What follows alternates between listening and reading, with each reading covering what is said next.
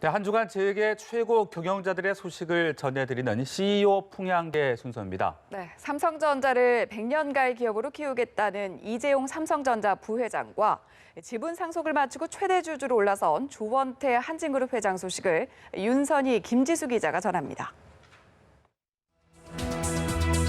삼성전자가 최근 창립 50주년을 맞았습니다. 이재용 삼성전자 부회장은 미래 세대에 물려줄 100년 기업이 되자고 강조했습니다. 이 부회장은 지난 1일 창립 50주년 기념 행사에서 임직원들에게 앞으로 50년 마음껏 꿈꾸고 상상합시다라는 메시지를 보냈습니다. 기술 혁신과 기업의 사회적 책임도 주문했죠. 2014년 경영 일선에 나선 이 부회장이 메시지를 내놓은 건 처음인데요. 선 굵은 비전을 기대했다면 다소 아쉬움이 남는 메시지입니다. 그의 할아버지인 창업주 이병철 전 회장은 1988년 삼성 반도체 통신을 합병했고 부친 이건희 회장은 51살 때인 1993년 신경영에 나서 삼성을 글로벌 기업 반열에 올려놨습니다. 극단적으로 얘기해. 농담이 아니야. 마누라 자식 빼는 건 다 바꿔봐. 이 부회장에겐 국정농단 사건 재판 등 경영에만 몰두하기 어려운 사정도 있습니다. 하지만 임직원 30만 명의 글로벌 기업 경영자라면 기업의 미래를 그리지 않을 수 없을 겁니다.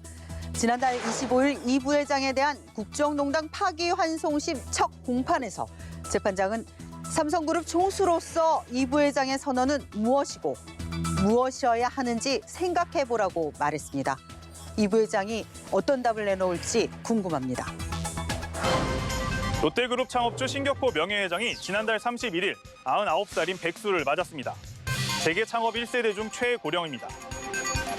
신 명예회장은 한때 병원에 입원할 정도로 건강이 악화한 것으로 알려졌는데 생일날 가족들의 인사만 받았을 뿐 생일상은 받지 않았다고 합니다.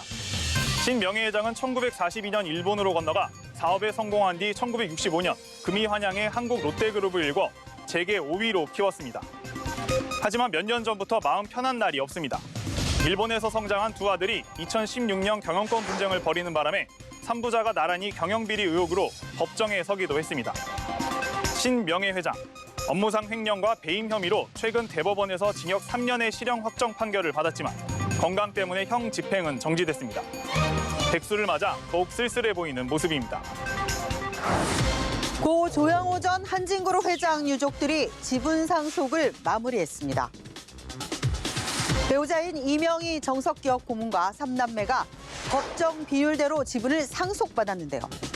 3세 총수 조원태 회장은 그룹의 정점 한진칼 최대 주주에 올라섰습니다.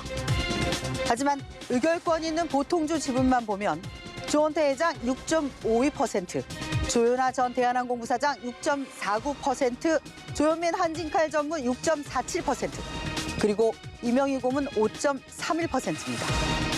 지분 차이가 크지 않아 경영권을 둘러싼 분쟁 가능성도 제기되는데요.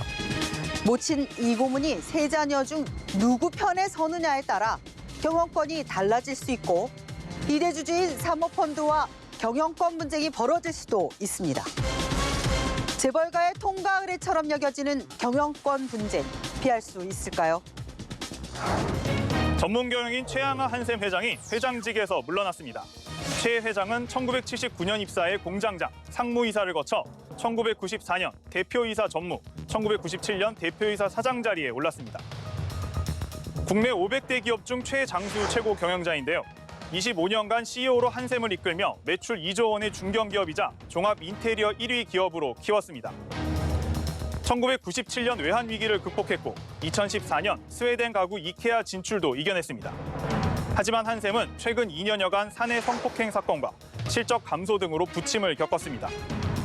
이른의 최 회장, 퇴임식에서 후배들에게 자신이 겪은 시행착오를 전수하고 싶다고 했는데 뜻대로 후진 양성에 힘쓰길 기대합니다.